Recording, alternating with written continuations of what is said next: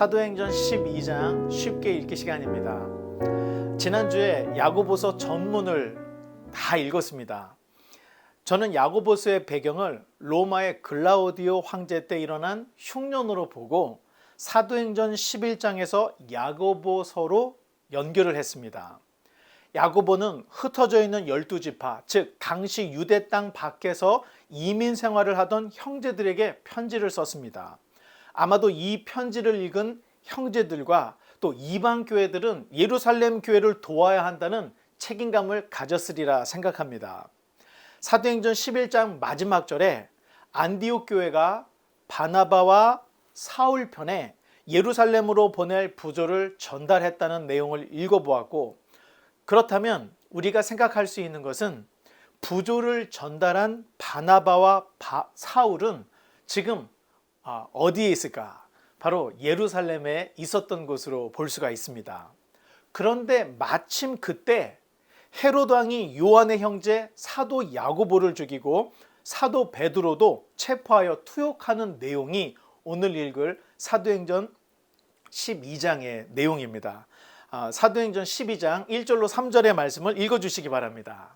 그때 헤롯 왕이 손을 들어 교회 중에서 몇 사람을 해하려 하여 요한의 형제 야고보를 칼로 죽이니 유대인들이 이를 기뻐하는 것을 보고 베드로도 잡으려 할세 때는 물교절 기간이라. 감사합니다.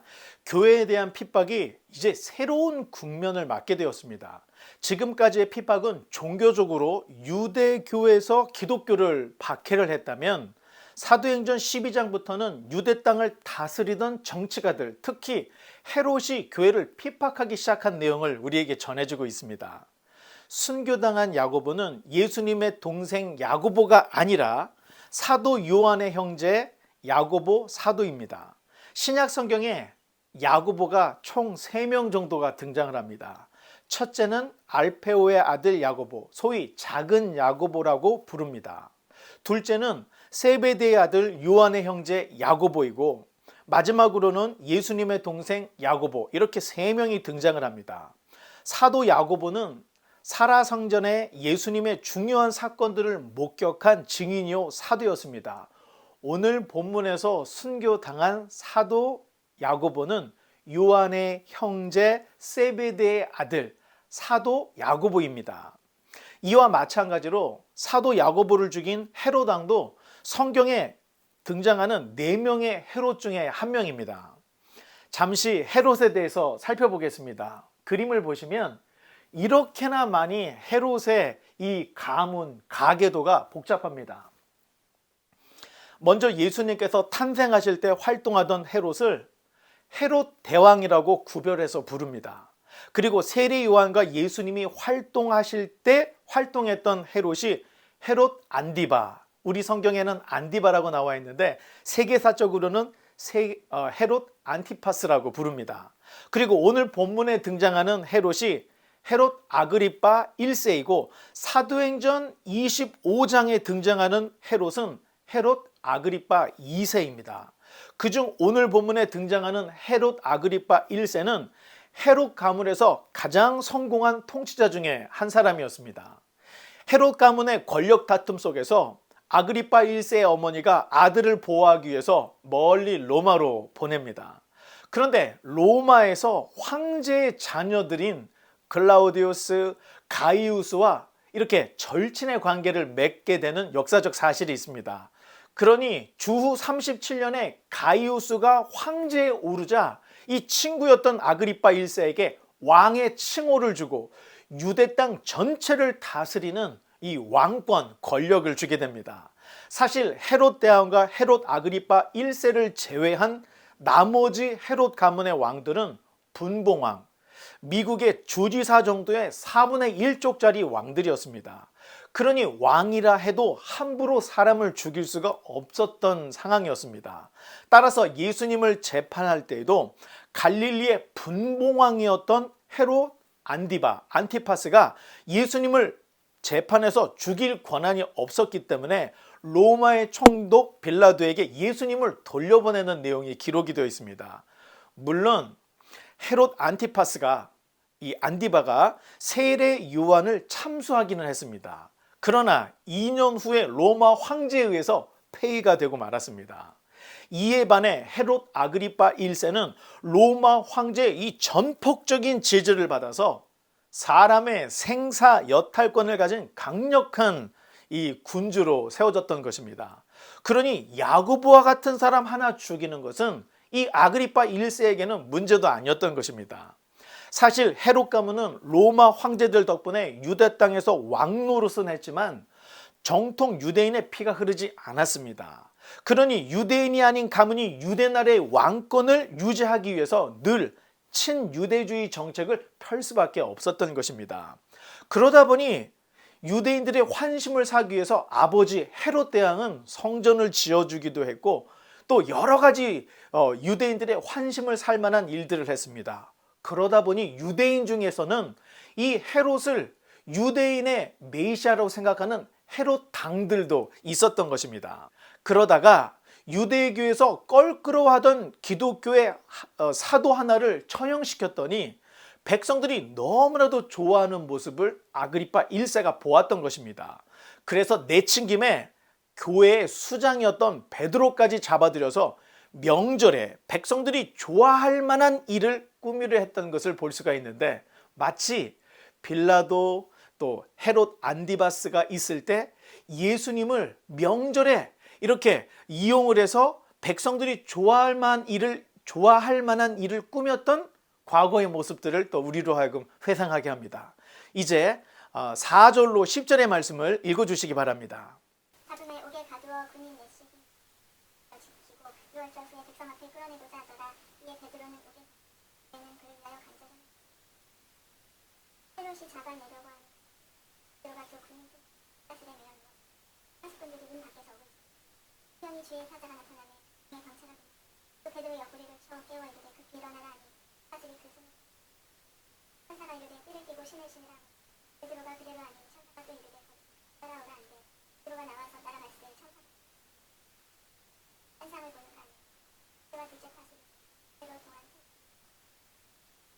나와서 한 거리를 지나니 하더라. 아멘. 감사합니다. 결국 베드로는 붙잡혀서 투옥이 되었습니다. 그때가 유월절을 포함한 무교절 기간이었습니다. 이전에도 베드로는 사도행전 5장에서 유대교 공회에 체포된 적이 있었습니다. 그때도 감옥의 문이 잠겨있는 채로 베드로는 밖으로 나와서 군중들에게 복음을 전하는 내용을 전해주고 있습니다. 그래서 그런지 이번에는 아예 베드로를 쇠사슬로 단단히 결박을 하고 군인 4명씩 4계조로 편성하여 밤낮으로 철통 경비를 하고 있는 모습을 전해주고 있습니다. 심지어 잠을 잘 때도 베드로는 쇠사슬로 결박된 채 양쪽의 군인들과 잠을 잘 정도였습니다. 그런데 베드로에게 다시 한번 기적이 일어났습니다. 헤롯이 처형하려던 전날 밤 주의 사자가 감옥에 나타나 베드로를 깨우고 신을 신고 옷을 입게 한 후에 또다시 한 거리로 나가게 한 것이었습니다. 참 놀라운 것은 천사가 잠을 자고 있던 베드로에게 띠를 띠고 신을 들매라, 겉옷을 입고 따라오라, 그리고 감옥문이 저절로 열린 이때가 바로 유월절을 포함한 무교절 기간이었다는 것입니다. 이 장면은 구약 성경을 한 번쯤 읽어본 사람이라면 이집트 탈출, 출애굽의 유월절을 딱 떠오르게 한다는 것입니다.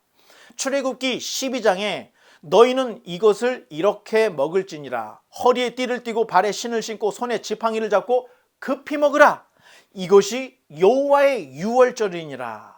이것은 우연이 아니라는 것입니다. 어떤 면에서 기독교는 유대교의 완성이라는 것을 보여주고 있는데, 사람이 감당할 수 없는 하나님의 뜻이 기적적으로라도 일어나고 있다는 것을 누가는 사도행전에 기록을 하고 있는 것입니다. 이제 11절로 12절의 말씀을 읽어주시기 바랍니다.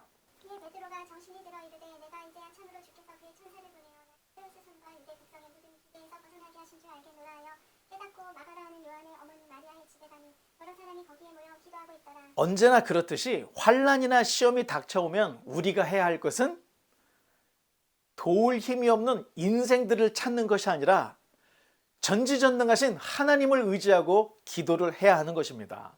아마도 핍박으로 인해서 공식적으로 성전이나 회당에서는 모일 수가 없었을 것입니다. 그러니 이 마리아의 집, 이 마가의 다락방에 모여서 베드로의 석방을 위해서 이 예루살렘 교회 성도들이 열심히 기도를 하고 있었던 것입니다. 그렇다면 예루살렘에 방문하고 있었던 안디옥에서 예루살렘에 부조를 전달하러 왔던 바나바 바울도 이 중에서 함께 기도를 하고 있었던 것으로 추정할 수가 있는 것입니다. 현실적으로 야고보가 순교당하고 교회의 대표였던 베드로가 투옥이 되었다면 아마 초대교회 예루살렘 교회의 분위기는 상당히 험악하고 심각했을 것입니다. 그러나 성도들은 가정에 모여 함께 기도하는 모습을 누가는 보여주고 있습니다. 히브리서 10장에 모이기를 힘쓰라고 가르치고 있고 그날이 가까움을 볼수록 더욱 그리하라고 권면을 하고 있습니다. 칼빈 선생도 환난 중에 성도들이 모여 기도하는 것은 마땅한 것이고 꼭 필요한 것이라고 가르쳐주고 있습니다. 전염병으로 어렵다면 반드시 기도를 해야 한다는 것입니다. 더욱이 세상 돌아가는 것이 예사롭지 않다고 생각이 되거든 더 힘써 기도를 해야 한다는 것입니다. 사도행전을 기록한 누가는 기도를 복음 전파의 원동력으로 제시를 하고 있습니다. 성도들이 모여서 기도할 때 성령 강림의 역사가 일어났고 성도들이 함께 기도할 때 묶여져 있던 문이 열리는 이런 복음의 역사라 기도와 함께 연관을 되어서 기록을 되고 있다는 것입니다. 이제 13절로 17절의 말씀을 읽어주시기 바랍니다. 베드로가 대문을 두드린데 루데라 하는 여자 아이가 베드로의 음성이 좋아요. 베드로가 대문 밖에서 그들이 말하되 내가 미쳤다 하나 여자아이는 힘써 그들이 말하되 그러면 그 천 베드로가 문 두드리되 아니하니 그들이 문을 열어 베드로를 보고 놀라는지라 베드로가 그들에게 손짓하여 조용하게 하고 그래서 자기를 이끌어 옥에서 나오게 말하고 또 야고보와 형제들이 아멘. 감사합니다. 누가는 사도행전에 이 전체적인 원동력을 기도로 기록하고 있습니다. 그런데 참 이상한 것은 베드로의 석방을 위해서 열심히 기도를 하고 있는 성도들이 정작 베드로가 나와 문을 두드리자 다들 놀랄 뿐만 아니라 그럴 리가 없어. 아마도 베드로의 천사일 거야. 이렇게까지 이야기를 하면서 믿지 못하고 있는 모습을 전해주고 있습니다. 누가는 이런 것들을 지적을 하고 있습니다. 우리가 열심히 기도를 하고 있지만 정작 믿음의 기도를 하지 못하고 있는 우리들의 모습을 이 제자들의 모습을 통해서 초대교회 성도들의 모습을 통해서 지적을 하고 말해주고 있는 것입니다. 우리도 그럴 때가 너무나도 많습니다. 그러니 기도할 때 좀 더 진지하게 나아가야 한다는 것입니다. 오늘 예배 후에 친구 시간에 카톡 시간에 진정한 믿음의 기도에 대한 이야기를 함께 나누기를 원합니다. 여러분 잘 메모해 두셨다가 카톡 시간에 정말 기도에 대한 믿음의 기도에 대한 이야기를 나눠주시기 바랍니다. 하나님께서는 저와 여러분의 기도를 흘려버리지 않는 분입니다. 요한계시록에는 성도들의 기도가 향이 되어 하나님께 올라간다고 기록이 되어 있습니다. 나중에 우리가 요한계시록을 읽어보면 알게 되겠지만 하나님께서 세상을 심판하시는 심판의 원인이 환난 속에서 핍박받는 성도들의 기도에 대한 응답으로서 묘사를 하고 있다는 것입니다. 양자역학을 공부해 보면 모든 원자들이 연결이 되어 있다는 것을 알게 됩니다. 어쩌면 이 우주는 하나의 공동체일 수 있습니다. 그러니 제가 여러분에게, 여러분이 저에게 서로에게 영향을 미치고 있다 이렇게 생각을 하면 틀리지 않을 것입니다. 따라서 서로를 위해서 저주와 분을 내기보다는 기도함이 마땅한 것이고 함께 서로를 위해서 중보기도 도고 기도를 할 때 하나님께서 우리의 모든 삶, 우리 환경을 선한 길로 인도해 주실 줄 믿습니다. 이제 18절로 19절의 말씀을 읽어주시기 바랍니다. 바리새네 군인들은 베드로가 어떻게 되었는지 알지 못하여 적지 않게 소동하니 헤롯이 그를 찾아도 보지 못하매 파수꾼들을 신문하고 죽이라 명하니라. 헤롯이 유대를 떠나 가이사랴로 내려가서 머무니라. 아멘. 감사합니다. 벌써 사도행전 12장에서만 헤롯 아그리파 1세가 죽인 사람이 17명이 넘습니다. 당시 아그리파 1세는 막강한 권력을 소유한 자였습니다. 하지만 하나님께서는 이 권력의 힘으로도 상대할 수 없는 신비한 방법으로 교회 수장이었던 베드로를 건져내셨던 것입니다.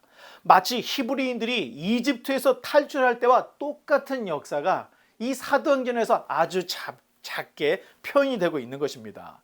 그런데 참 이상한 것은 왜 하나님께서는 야고보는 죽게 하시고 베드로는 건지셨을까 하는 것입니다. 때로는 신앙을 가진 우리들도 이 땅을 살아가면서 납득하지 못할 일들이 종종 있습니다. 기왕이면 둘 다 살려줄 것이지. 태국에서 어린이 사역을 하시는 민윤기라는 선교사님이 계십니다. 선교사님께서 통역 사역을 하는 현지인 전도사님께서 뇌종양으로 위독하다는 그리고 기도를 해달라는 편지를 쓰셨던 기억이 있습니다.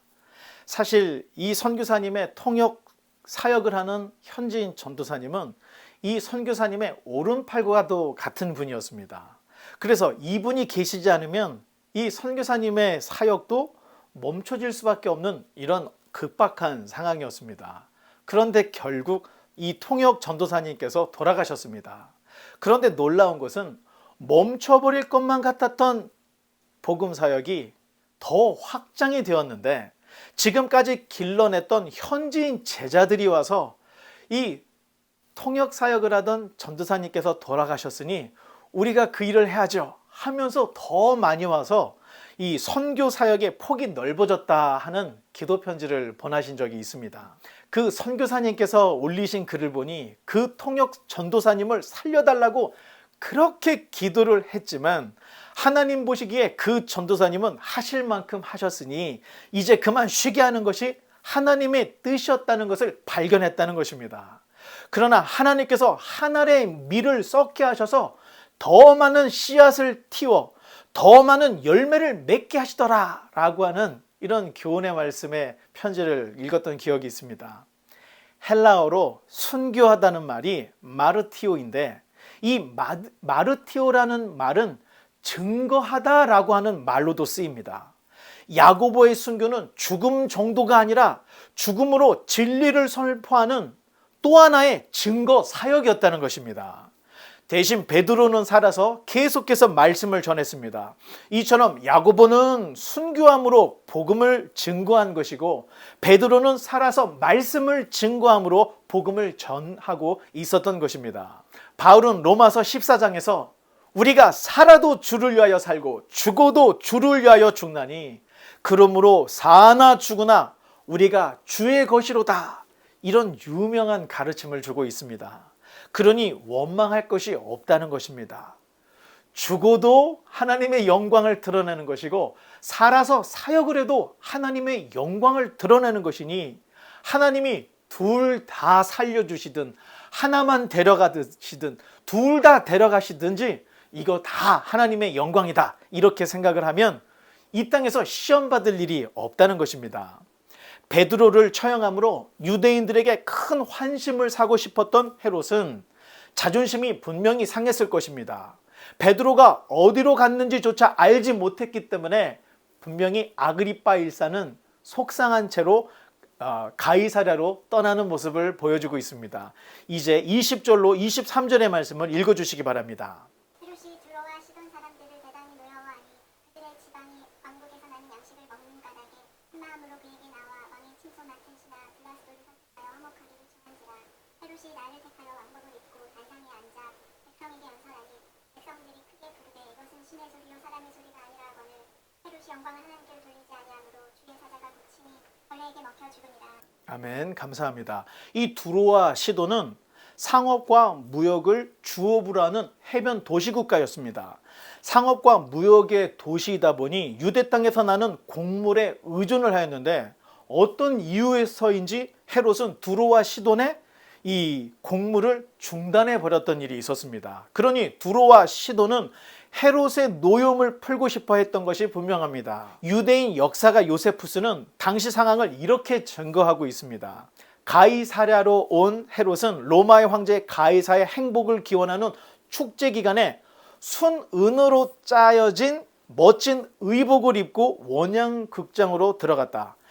태양빛이 찬란하게 비치자 은으로 짜여진 그 옷은 신비한 빛을 발하였고 사람들은 두려움과 경이감을 느꼈다. 그때 아첨꾼들이 왕에게 아그리빠 왕을 신이라 부르면서 사방에서 목소리를 높였다. 우리에게 호의를 베풀어 주소서. 그때 아그리빠 왕이 그의 머리 위에 올빼미가 앉아 있는 것을 보았다. 올빼미는 좋은 소식을 가져왔으나 이번에는 재난의 징조임을 인식한 아그리빠는 갑자기 마음속에 비수가 꽂히는 듯한 아픔을 느끼며 갑자기 엄습한 강한 고통으로 복부를 움켜잡고 쓰러졌다. 왕은 높은 침상에 엎드린 채 백성을 보고 눈물을 흘렸다. 5일간의 복통으로 탈진한 왕은 54세 나이에 즉위한 지 7년째에 세상을 떠났다. 이렇게 전해지고 있습니다. 성경과 유대인 역사가 요세푸스가 쓴 것을 비교해서 읽어보면 오히려 성경이 더 사실에 가까운 기록을 하고 있다는 것을 볼 수가 있습니다. 이제 24절로 25절의 말씀을 읽어보겠습니다. 하나님의 말씀은 후하여 더하더라. 바나바와 사울이 구조하는 일을 마치고 마가라하는 요한을 데리고 예루살렘에서 돌아옵니다. 아그리빠가 죽은 후에 바나바와 사울도 안디옥으로 다시 돌아갔습니다. 그런데 보통은 예루살렘에서 안디옥으로 내려갔다고 기록을 하는데 누가는 예루살렘에서 안디옥으로 두 제자가 돌아왔다. 시점이 안디옥에 있다는 것입니다. 전승에 의하면 누가는 안디옥 출신이었다고 전해지고 있습니다. 아마도 누가의 입장에서는 이제 복음이 예루살렘에서 안디옥으로 완전히 내려와 이제 안디옥에서 서쪽으로 향한다는 것을 보여주고 싶었는지 모릅니다. 누가에게 있어서 복음의 중심이 이제는 예루살렘이 아니라 안디옥이었던 것입니다. 여기까지 안디옥에서 시작할 바울의 제1차 전도 여행의 준비가 딱 완료가 됩니다. 여기에 마가라 하는 요한, 마가의 다락방에 나오는 이 마가 요한이 선교 활동에 합류를 하게 되고 다음 사도행전 13장부터는 어떻게 복음이 소아시아와 유럽으로 전파되는지를 기록을 하고 있습니다. 이제 말씀의 결론을 맺겠습니다. 사도행전 12장은 야고보의 순교로 시작하여 헤롯 아그리빠 1세의 죽음으로 끝나고 있습니다. 마지막 결론은 하나님의 말씀은 흥왕하여 더하더라입니다. 세상 모든 역사는 하나님 손 안에 있다는 것입니다.